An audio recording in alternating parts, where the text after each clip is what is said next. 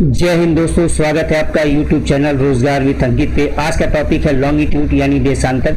पिछली वीडियो में हमने देखा था अक्षांश, और आज का थोड़ा सा मैं बता देता हूँ अक्षांश क्या होता है। तो ग्लोब के पश्चिम से पूरब खींची जाने वाली, ग्लोब पर पश्चिम से पूरब खींची जाने वाली सभी लाइनों को कहा जाता है अक्षांश रेखाएं। ठीक, और पिछली वीडियो में कुछ बच्चों ने कमेंट किया, आज उनके डाउट भी क्लियर कर दूंगा। अभी वैसे डाउट क्लियर उसी वीडियो में है, लेकिन दोबारा आज मुझे बताना पड़ेगा तो बता दूंगा। ठीक, अब देखिए देशांतर की बात करते हैं। ये है आपका उत्तरी ध्रुव नॉर्थ पोल, और ये आपका दक्षिणी ध्रुव साउथ पोल। उत्तरी ध्रुव को दक्षिणी ध्रुव से मिलाने वाली सभी लाइनों को, उत्तरी ध्रुव से दक्षिणी ध्रुव को मिलाने वाली सभी लाइनों को कहा जाता है देशांतर रेखा। ठीक, और ये आप दैनिक जीवन में देख सकते हो, जैसे नींबू में भी देखिए नॉर्थ पोल से साउथ पोल मिलाने वाली लाइन होती है। संतरे में देखिए नॉर्थ पोल से साउथ पोल मिला रहा है, उसमें भी। आप प्याज में भी देखिए लाइन मिल रही है, उनका भी एक नॉर्थ और एक साउथ होता है। ठीक, आप तरबूज में देखिए लाइनें बनी होती हैं। उसी तरह ये ग्लोब आपका है, तो नॉर्थ पोल को साउथ पोल से जितनी भी लाइनें मिला रही हैं, ये आपका उत्तरी ध्रुव, ये आपका दक्षिणी ध्रुव। उत्तरी ध्रुव को दक्षिणी ध्रुव से जितनी भी लाइनें मिला रही हैं, उन सभी लाइनों को कहते हैं हम देशांतर रेखा। अब क्वेश्चन उठता है कि देशांतर क्या होता है और देशांतर रेखा क्या होती है, लॉन्गिट्यूड क्या होता है और लॉन्गिट्यूड लाइन क्या होती है। तो चलिए देखते हैं। देखिए दोस्तों, ये आपका ग्लोब दिख रहा है और ये है भूमध्य रेखा, मान लीजिए हो गया भूमध्य रेखा, और ये है पृथ्वी का केंद्र। ये हो गया आपका पृथ्वी का केंद्र। पृथ्वी का केंद्र मतलब पृथ्वी के सतह पे नहीं, पृथ्वी के अंदर बीचों बीच में। ठीक, पृथ्वी के अंदर बीचों बीच में। तो पृथ्वी के केंद्र से एक एक डिग्री के अंतराल पे आपने ढेर सारे कोण खींच लिए, ढेर सारे एंगल बना लिए। ठीक, पृथ्वी के केंद्र से एक एक डिग्री के अंतराल पे।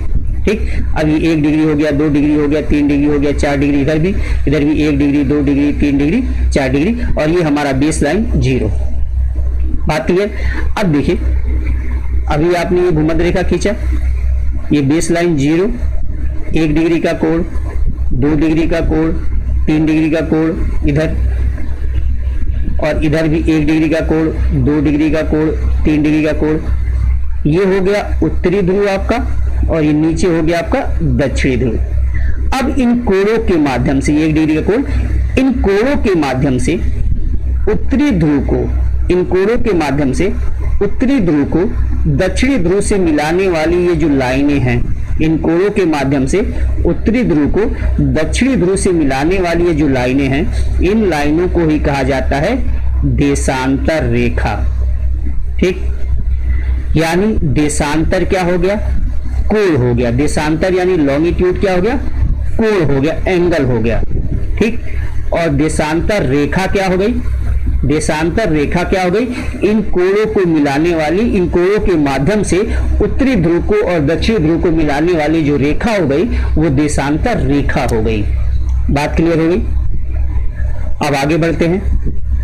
देखिए, अब बात आती है देशांतर रेखाओं की संख्या, total number of longitude line, या total number of longitude line, देशांतर रेखाओं की कुल संख्या। अब देखिए, अगर हम सिंप्लीफाई कर दें तो ये आपका चांदा है, जिसे डी कहते हो इंग्लिश में आप। इस पे 0 डिग्री, ये 0 है नहीं, ये बताता हूं मैं। 1 डिग्री, 2 डिग्री करते करते 3, 4, 5, 6 करते करते यहां तक 180 पे आए आप, फिर 181, 82 करते इधर से आप आए, और यहाँ पे इस 0 पे ही 360 ओवरलैप हो गया। यानी एक बिंदु पे कितने डिग्री का कोण बना, 360। और 0 डिग्री का कोण ये है ही नहीं, बेसिकली ये है क्या, 0 से शुरुआत तो किया आपने, शुरुआत तो आपने 0 से किया, लेकिन 0 पे ही एंड हो गया 360 का। बात क्लियर। तो एक चांदे में कितने डिग्री का कोण बनेगा, यानी एक सर्कल में कितने डिग्री का कोण बनेगा, 360 डिग्री का। अब इसमें देखिए आप, ये सेंटर है, यहां से हम शुरू किए 0 से, और यहां से आगे बढ़ते चले गए, पूरा एक सर्कल घूम के आएंगे, तो इस 0 पे ही क्या होगा, 360 होगा, और 360 कोण बनेंगे, तो लाइनें कितनी बनेंगी, 360। ठीक, यानी देशांतर रेखाओं की संख्या, अगर हम ग्लोब की बात करें, देशांतर रेखाओं की संख्या ग्लोब पे 360 होता है। देशांतर रेखाओं की संख्या ग्लोब पे 360। लेकिन अगर हम मानचित्र की बात करें, तो कहानी क्या होगी। और ग्लोब में आप देखते हो कि पूरा सर्कल 360 का नहीं बनता है। अभी आपको ग्लोब में मैं समझाता हूं। देखिए, ये आपका ग्लोब है और ये है जीरो की लाइन, ये हो गई जीरो की लाइन, ठीक। अब यहां से आप 1 2 3 4 5 करते इधर आओगे और इधर भी 1 2 3 4 5 6 करते इधर आओगे। अब जरा इसकी कहानी आप एक चित्र से समझिए, उसके बाद आगे बढ़ते हैं। देखिए, ये हमारी एक लाइन है, जीरो की लाइन, ठीक, ये हो गई जीरो की लाइन। अब इस लाइन ने आपके ग्लोब को दो बराबर भागों में बांट दिया। एक हो गया ईस्टर्न हेमिस्फीयर, पूर्वी गोलार्ध, और दूसरा हो गया वेस्टर्न हेमिस्फीयर, पश्चिमी गोलार्ध। और पूर्वी गोलार्ध में जितनी भी देशांतर रेखाएं खींची जाएंगी, जितनी भी लॉन्गिट्यूड लाइन होंगी, उन सभी लाइनों को कहा जाएगा पूर्वी देशांतर। क्या कहेंगे? पूर्वी देशांतर, ठीक। और पश्चिमी गोलार्ध में जितनी भी देशांतर रेखाएं खींची जाएंगी, उन सभी लाइनों को क्या कहा जाएगा? पश्चिमी देशांतर। बात क्लियर?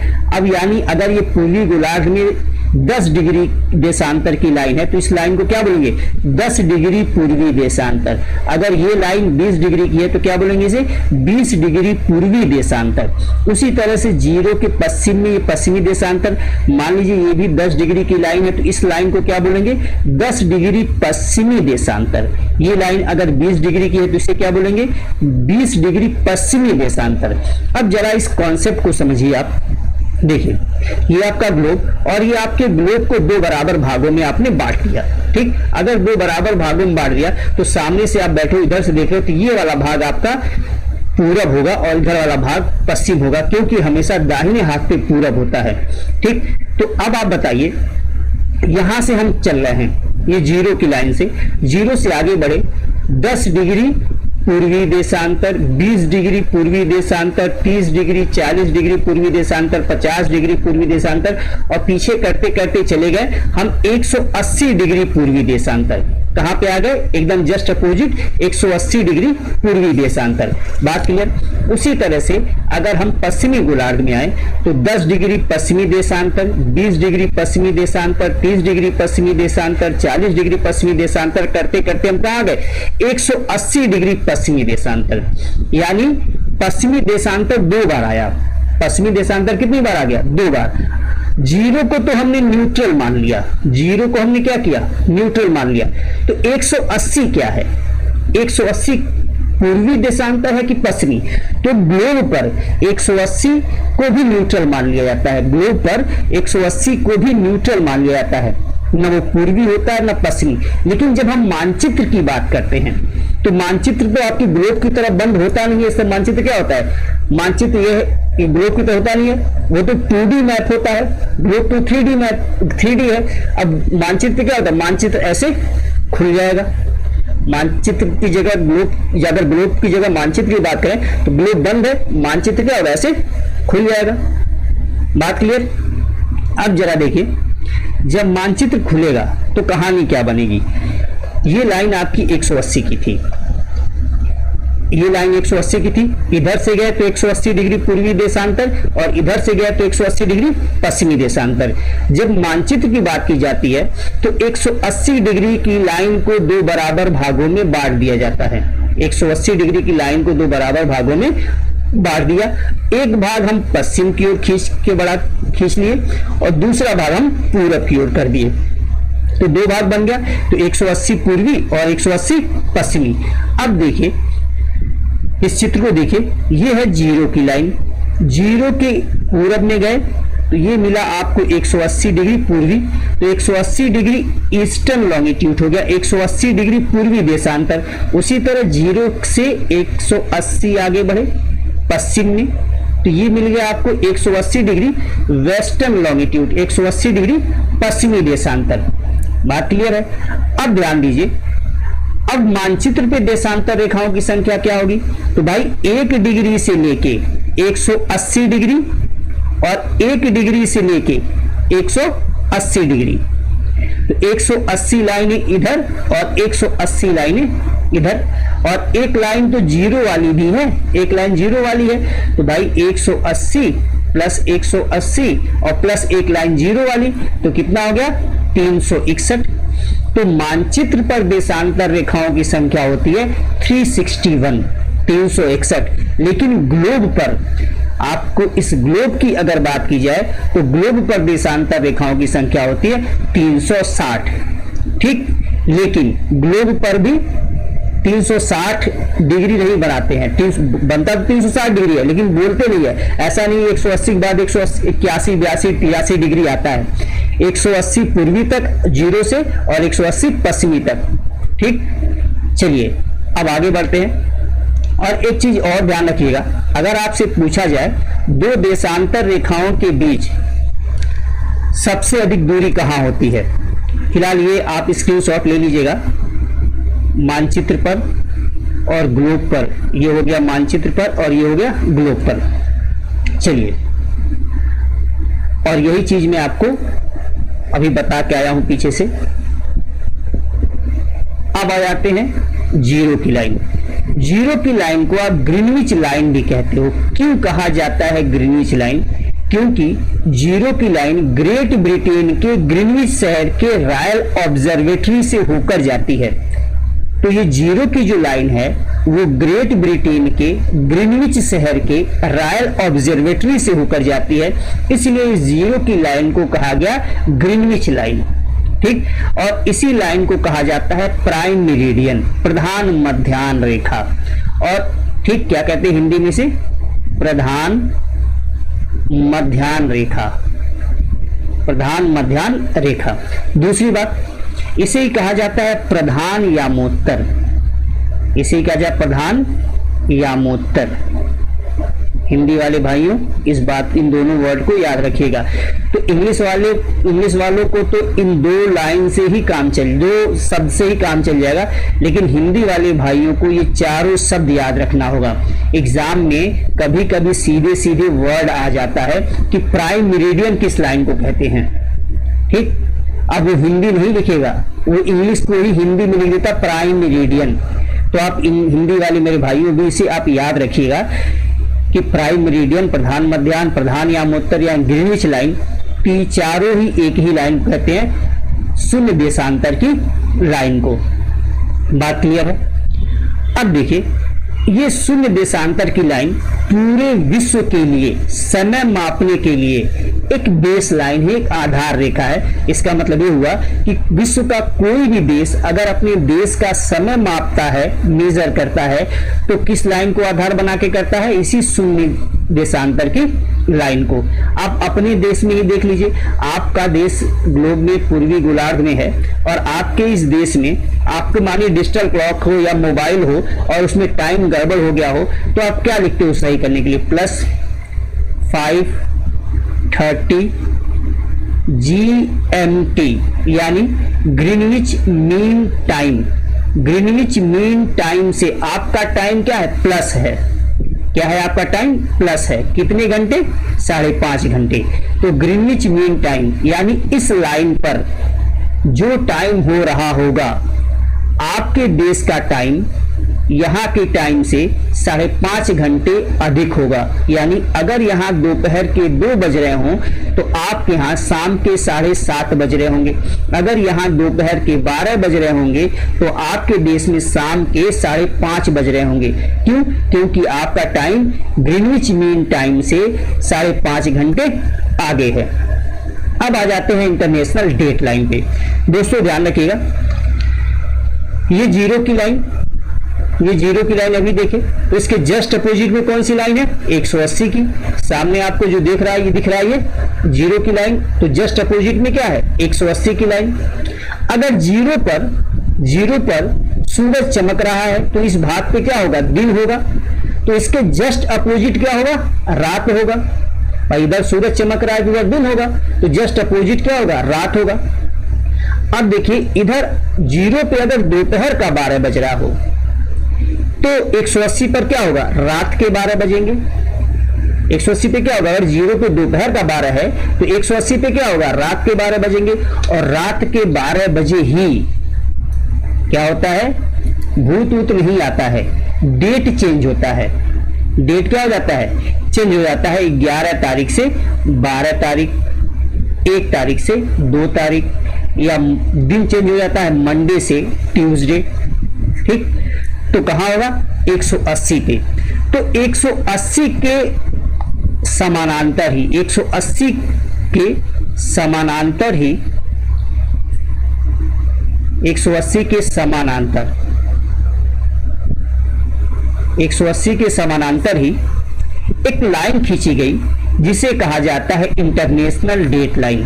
ध्यान रखिएगा 180 की लाइन अलग है और इंटरनेशनल डेट लाइन अलग है, लेकिन हाँ ये 180 को के समानांतर ही लगभग खींची गई है, लेकिन जहां भी जमीन पड़ा है इंटरनेशनल डेट लाइन को मोड़ दिया गया है, जबकि 180 की लाइन सीधी जाएगी। इंटरनेशनल डेट लाइन को क्या किया गया है, मोड़ दिया गया है। तो अगर आपको डेट में चेंज करना है तो कहां से चेंज करोगे, इंटरनेशनल डेट लाइन से, ठीक। और इंटरनेशनल डेट लाइन पे प्रॉपर मेरा एक वीडियो आएगा, तो आप उसमें डिटेल में देखिएगा इंटरनेशनल डेट लाइन क्या है, कहां मोड़ी गई है, कैसे खींची गई है, क्यों खींचनी पड़ी है, क्यों मोड़नी पड़ी है, तो सारी चीजें मैं उस वीडियो में बताऊंगा। फिलहाल यहाँ पे सिर्फ इतना कि 180 डिग्री की लाइन के समानांतर ही इंटरनेशनल डेट लाइन खींची गई है, ठीक। चलिए आगे बढ़ते हैं।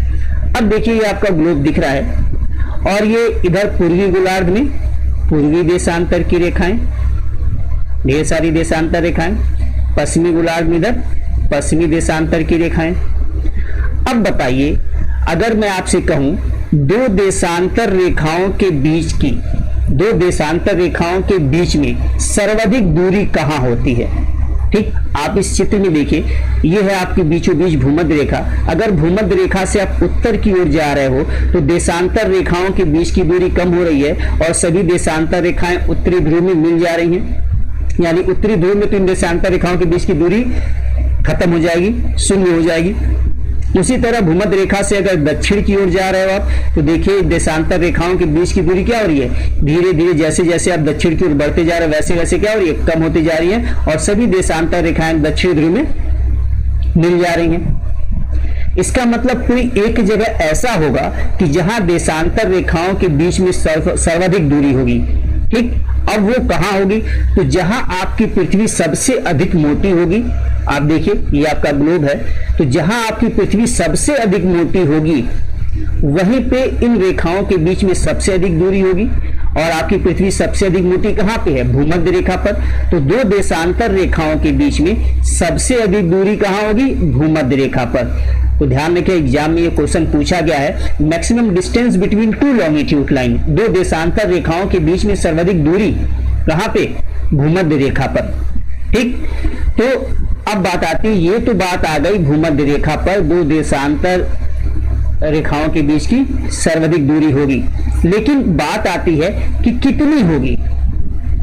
ये बात आएगी ना, सर्वाधिक दूरी भूमध्य रेखा पर दो देशांतर रेखाओं की होगी, लेकिन कितनी होगी।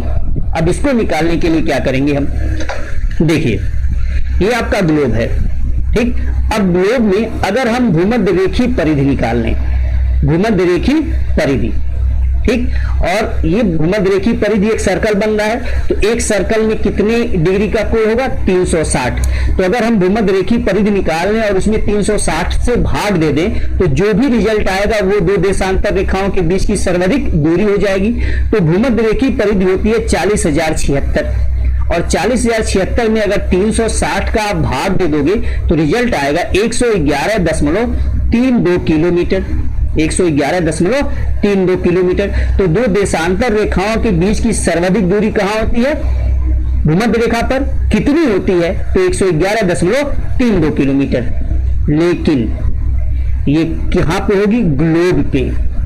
ये जो दूरी आप देख रहे हो ना, ये कहां होगी, ग्लोब पे। अगर जब सबसे अधिक की बात होगी तो सबसे अधिक ग्लोब पे होगी, ठीक।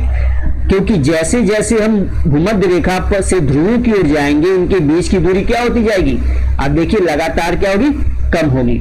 लेकिन अगर इसी बात को हम मानचित्र पे देखने चलें, ये आपको मानचित्र पे मैं दिखाता हूं, देखिए इसी बात को आप इस मानचित्र देखिए तो आप देख रहे हैं सभी देशांतर रेखाएं एकदम सीधी हैं। देखिए ये लाइन क्या है, एकदम सीधी है और हर देशांतर रेखाओं के बीच की दूरी क्या है, बराबर है। तो ध्यान रखिएगा मानचित्र पर दो देशांतर रेखाओं के बीच में हर जगह दूरी बराबर होती है, मानचित्र पर दो देशांतर रेखाओं के बीच में हर जगह दूरी बराबर होती है, जबकि ग्लोब पर सबसे अधिक दूरी भूमध्य रेखा पर होती है। बात क्लियर है? एक और बात देखते हैं। अगर आपसे पूछा जाए कि जहां दो अक्षांशों के बीच की दूरी को, जहां दो अक्षांशों के बीच की दूरी, देखिए ये आपका ग्लोब और ये हो गई अक्षांश रेखाएं, तो दो अक्षांश रेखाओं के बीच की दूरी को, जिसे आप बेल्ट कहते हो, बेल्ट कहते हो, पेटी कहते हो, कटिबंध कहते हो, वहीं दो देशांतर रेखाओं के बीच की दूरी को आप क्या कहोगे? दो देशांतर रेखाओं के बीच की दूरी को कहा जाता है गोरे। दो देशांतर रेखाओं के बीच की दूरी को क्या कहते हैं? गोरे कहते हैं। बात क्लियर?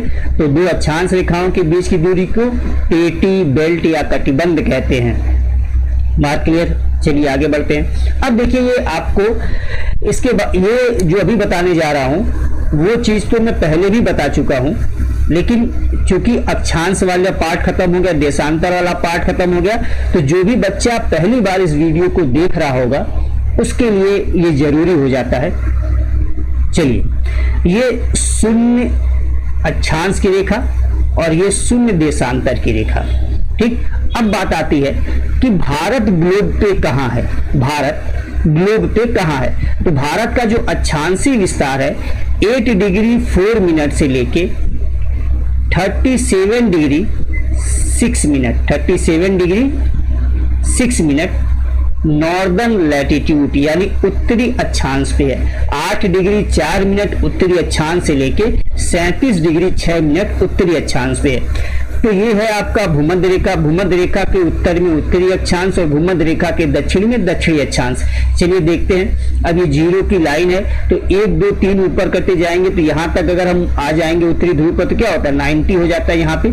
लेकिन यहाँ ये जीरो जो लिखा हूँ ये देशांतर के लिए लिखा हूँ, ध्यान रखिएगा, ठीक। यहाँ से हम आगे बढ़े 1 2 3 4, तो मान लीजिए ये जो लाइन है 8 डिग्री 4 मिनट की है, 8 डिग्री 4 मिनट की लाइन है उत्तरी अक्षांश की, और यहीं से 1 2 3 4 करते आगे बढ़े, तो मान लीजिए ये वाली लाइन आपकी 37 डिग्री 6 मिनट की लाइन है उत्तरी अक्षांश की। बात क्लियर? यानी इन्हीं दो लाइनों के बीच में कहीं भारत है, लेकिन जब तक देशांतर नहीं आएगा तो एग्जैक्ट लोकेशन नहीं पता चलेगा। और मैं आपको इस वीडियो के शुरुआत में ही बता दिया था कि देशांतर रेखाओं के माध्यम से, अक्षांश रेखाओं के माध्यम से हम किसी जगह का, किसी देश का, किसी व्यक्ति का एग्जैक्ट लोकेशन बता सकते हैं। तो चलिए देखते हैं। Bharat 68 degree 7 minute eastern longitude पूर्वी देशांतर से 97 डिग्री 25 मिनट ईस्टर्न लॉन्गिट्यूड यानी पूर्वी देशांतर पर है। तो ये जीरो की लाइन, इस लाइन के पूरा इधर पूरा हो जाएगा, इस साइड में पूरा हो जाएगा, इधर क्या हो जाएगा पश्चिम। तो 1 2 3 4 करते हम आगे बढ़े, तो मान लीजिए ये वाली लाइन हमारी 68 डिग्री 7 मिनट की है, 68 डिग्री 7 मिनट ईस्टर्न लॉन्गिट्यूड की लाइन है, पूर्वी देशांतर की लाइन है, ठीक। और यहीं से आगे बढ़े 1 2 3 4 करते, तो ये वाली लाइन हमारी 97 डिग्री 25 मिनट ईस्टर्न लॉन्गिट्यूड की लाइन है। अब आपको समझ में आ गया होगा कि भारत इस ग्लोब में कहां होगा। आपको दिख रहा होगा कि ये है आपका हमारा प्यारा भारत, ठीक, ये हमारा भारत। अब ध्यान रखिए, यहां से पिछली वीडियो में जो क्वेश्चन पूछा था उसका भी आंसर दे दूंगा, और यहां दो चीज आपको क्लियर हो जाएगी कि भारत कहां पे है, पूर्वी गोलार्ध में है, भारत कहां पे है, उत्तरी गोलार्ध में है। तो भारत उत्तरी गोलार्ध में और भारत पूर्वी गोलार्ध में। आप इस बात को नहीं कहेंगे कि भारत उत्तरी पूर्वी गोलार्ध में है, एकदम गलत होगा। अगर आप कहेंगे भारत उत्तरी पूर्वी गोलार्ध में है, नॉर्थ ईस्ट हेमिस्फीयर में, तो ये गलत होगा, क्योंकि ग्लोब को 4 भागों में बांटा गया है, उत्तरी गोलार्ध, दक्षिणी गोलार्ध, पूर्वी गोलार्ध और पश्चिमी गोलार्ध। ग्लोब को उत्तरी पूर्वी भाग में बांटा ही नहीं गया है, तो इसलिए कई किताबों में ये बातें दे दी गई हैं, तो उससे मत जाइएगा। भारत उत्तरी पूर्वी गोलार्ध में नहीं है, भारत उत्तरी और पूर्वी गोलार्ध में है। बात क्लियर है? पिछली वीडियो में क्वेश्चन पूछा था कि भारत मध्य अक्षांश में है कि उच्च अक्षांश में है कि निम्न अक्षांश में है। तो आपको याद होगा कि 0 डिग्री से लेके 30 डिग्री तक, 0 डिग्री से लेके 30 डिग्री तक निम्न अक्षांश, 30 डिग्री से लेकर 60 डिग्री तक मध्य अक्षांश और 60 डिग्री से लेकर 90 डिग्री तक उच्च अक्षांश। तो अगर आप इस समय भारत को देखें तो 30 से ऊपर भी भारत है और 0 से 30 के बीच में भी भारत है। तो यानी भारत निम्न अक्षांश में भी है, निम्न अक्षांश में भी है प्लस मध्य अक्षांश में भी है। तो भारत की लोकेशन कहाँ है? उच्च अक्षांश निम्न अक्षांश और मध्य अक्षांश दोनों में है। तो भारत मध्य अक्षांशी और निम्न अक्षांशी और मध्य अक्षांशी देश है। बात क्लियर? चलिए, निम्न अक्षांशी और मध्य अक्षांशी देश। अब ध्यान दीजिए, आपको बार बार मैं कह रहा हूं, ध्यान रखिएगा, 0 डिग्री का कोण नहीं बनाया जा सकता। अगर 0 डिग्री का, ये बात क्यों बताना चाह रहा हूं कि कई बच्चे कमेंट में मुझसे कहे हैं कि अक्षांशों की संख्या 181। ध्यान रखिए, ये गलत है, क्योंकि अक्षांश क्या है? कोण है। अक्षांश क्या है? कोण है। ठीक। और 0 का जब कोण ही नहीं बन सकता तो 0 अक्षांश कैसे हो सकता है? चलिए, इसी के साथ आज की वीडियो को समाप्त करता हूं। जय हिंद।